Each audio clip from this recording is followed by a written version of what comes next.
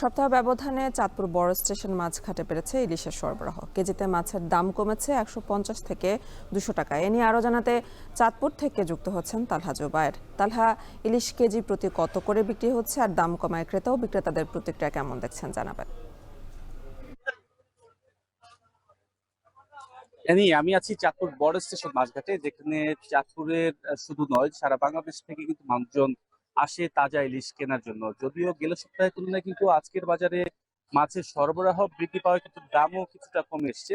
আর যেখানে গেল সপ্তাহে কিন্তু প্রতি কেজি মাছ বিক্রি করা হতো 2500 থেকে 2600 টাকা দরে, তা কিন্তু আজকের বাজারে দেখতে পেয়েছি 2300 থেকে 2400 টাকা দরে কিন্তু বিক্রি করা হচ্ছে 1 কেজি ওজনের মাছ। তাছাড়া মাঝারি সাইজের মাছের মধ্যে 600 গ্রাম থেকে শুরু করে 700 গ্রাম ওজনের মাছ কিন্তু বিক্রি করা হচ্ছে 1500 থেকে 1600 টাকা ধরে, এবং 800 গ্রাম কিংবা 900 গ্রাম ওজনের মাছ বিক্রি করা হচ্ছে 1800 থেকে 2000 টাকায়। এবং ছোট সাইজের যে মাছ রয়েছে তাও কিন্তু 1000 থেকে 1200 টাকা ধরে বিক্রি করা হচ্ছে।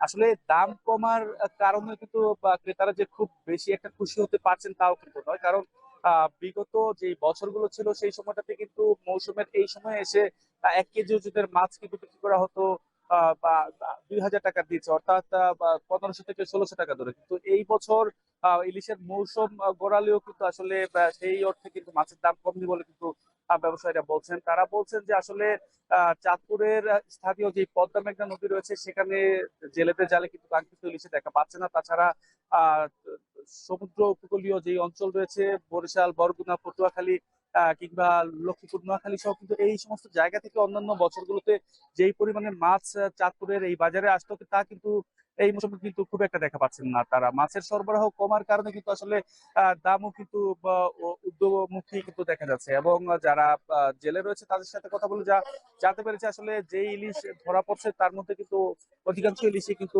ছোট সাইজের ইলিশ কিন্তু আসলে তারা পাচ্ছেন। এবং অনেক ক্ষেত্রে কিন্তু তাদের যেই নৌকার যেই মাঝ মাল্লা থাকে তা আসলে তাতে করে কিন্তু তাদের নৌকার জ্বালানি খরচটাও কিন্তু অনেক সময় কিন্তু তারা তুলতে পারছেন না। এবং সবচেয়ে বেশি আসলে যেই প্রভাবটা পড়ছে আসলে এই মাছের দাম ঊর্ধ্বগতি হওয়ার কারণে কিন্তু একটা সময় নিম্নবিত্তের দরাছোঁয়ার বাইরে থাকা এই ইলিশ কিন্তু এখন মধ্যবিত্তের দরাছোঁয়ার বাইরে চলে যাচ্ছে। আসলে দিন দিন এই ইলিশের ঊর্ধ্বগতির কারণে কিন্তু যারা ইলিশের বা খাওয়ার জন্য বাজারে আসেন, ইলিশ কেনার জন্য অনেক মানুষই কিন্তু আসলে আশাহত হয়েই কিন্তু ফিরে যাচ্ছেন। তো সবকিছু মিলিয়ে এই ছিল আমার সেই চাঁদপুর থেকে ইলিশের সবশেষ। চাঁদপুরের ইলিশের বাজারের খবর জানাচ্ছিলেন তালহা জুবায়ের।